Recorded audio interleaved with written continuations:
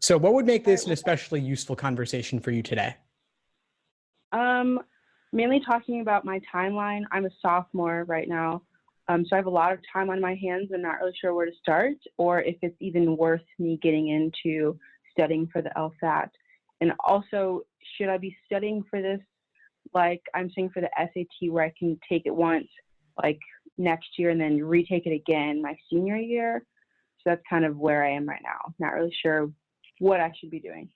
Sure. Yeah. So you absolutely can retake the LSAT. You can take it multiple times. You can take it 3 times in one admission cycle. So retaking is normal. Okay. Unlike the SAT, law schools will see all LSAT scores on your record. So there's no score choice on the LSAT. But the good news is that law schools do not average multiple LSAT scores. They only take the highest score. So there's not really much of a downside to retaking. If you took it like 5 or 6 times, that might start to look a little bit flaky, but 3 times, totally normal, totally fine. Now, you said you're a sophomore now, so you have plenty of time to study for the LSAT. You don't even need to necessarily be thinking about it now, but typically, the longer you study for it, the closer you get to reaching your fullest potential.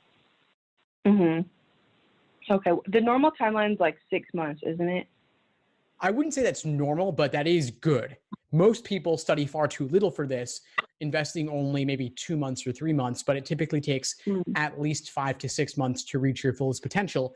And I have encountered a lot of students who study over the course of a year and do end up getting top scores. It's a question of commitment, putting in the time, and then of course there's nearly 100 released LSAT exams. And so if you studied even just half of those, you would be better prepared than most test takers, and you would have seen virtually everything under the sun.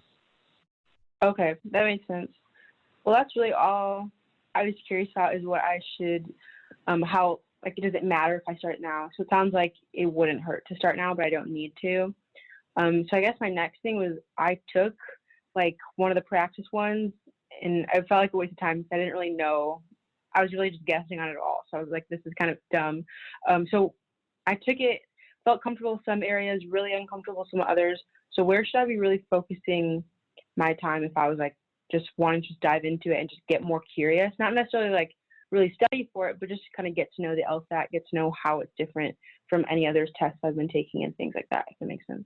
Yeah, sure. Well, if you just want to dip your feet in the water, I mean, do another practice test or 2 and review it and look up explanations for it, or think through it yourself, or study with a friend, just to see not only what you're having trouble with, but why are you having trouble with it, and why is the right answer right? Why is the wrong answer wrong? And why was the wrong answer tempting to you?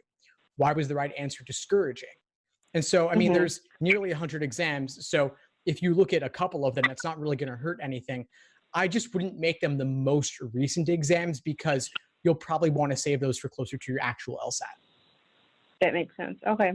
And then is there, I guess 2 questions. One, is there recommended practice tests that you would say, would you steer clear of like the bigger LSAT books and stuff like that? Does that make sense?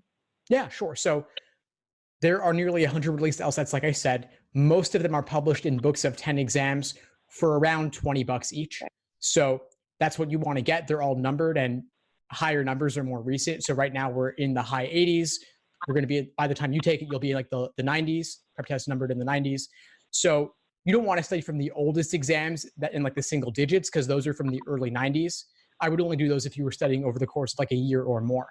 So for you, I'd say probably, if you're not starting now, then when you're actually going to get started, get everything from exam 50 and up. That'd be fine. Okay. But you can't go wrong with any official administered LSAT exams.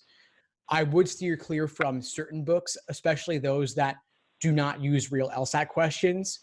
A lot of those are unrealistic and contain mistakes. So like LSAT for Dummies, for example, is one I would not use. Any book that is actually licensing real LSAT questions will tell you so on the cover, because they're paying a big licensing fee to the test makers to do so. And you also want to make sure that the exam they're including is actually a recent exam as well. I've seen some companies say, we include one real LSAT, but that LSAT is from 1995. So technically true, but it's a little bit misleading because it's not as useful as you might think.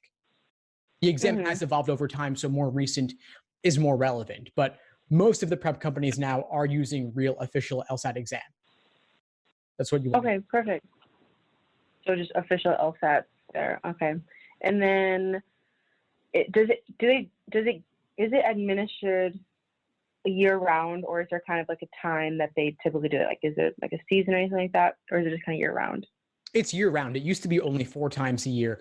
Now it's like 10 times a year. So nearly every month has an LSAT administration for it. And it doesn't really matter which one you do. They're all the same. They're all equated. Not like February is harder than September or something like that. It's all the same. And your score is good for 5 years. So you said you're a sophomore now. You could take it in March of junior year, a little over a year from now. Then you could retake it in the summer if you wanted to, and then apply in the fall of senior year. That's what a lot of people do, ideally. Okay, then I will definitely go ahead and do that. All right, that's all the questions I had, really. That's really it. Just not wanting to know where to get started. So it just sounds like continuing to retake them, or continuing to take those a little earlier tests and just figure out what's comfortable, what's not, and then really getting to studying maybe next year. Yeah. Excellent. Great. Yeah. The one thing I would add for you is that the LSAT is incredibly important, but you can focus on your GPA for now.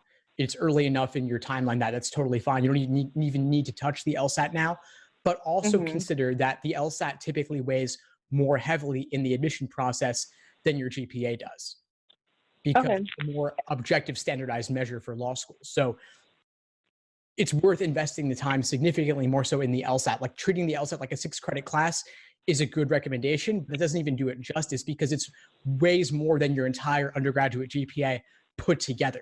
You want all your numbers to be high, of course, but the LSAT is worth that extra attention. Okay. And then speaking about admissions, right now I'm a political science. I'm not sure if this is like your realm to answer, but right now I'm a political science major and I really want to change to art studio, which has nothing to do with law. How do you think that would like kind of deter law schools from looking at me? Do they care about majors anymore? I've been hearing that they care less and less about them. Yeah, they don't really care much about your major. You can technically major in anything and go to law school.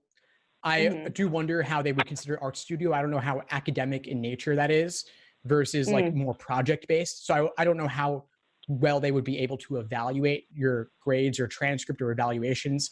So my guess is that you would want to do something to show them that you do have, you know, the critical reasoning and reading and writing abilities that are more relevant to law than art is. And they might pay more attention to your LSAT score because, again, it's an objective measure that can show those skills. I do go a little more liberal art school, so there's a lot more classes that I would be taking that are outside the actual art studio major, but that I've never thought about, like, it's more project based. They're not going to really know how I perform like in a classroom setting, but at the school I go to, they'll definitely be able to know. Okay, that's really all I have then. Great. Well, I'm really glad we connected. What would you say is the biggest insight you got from our call today?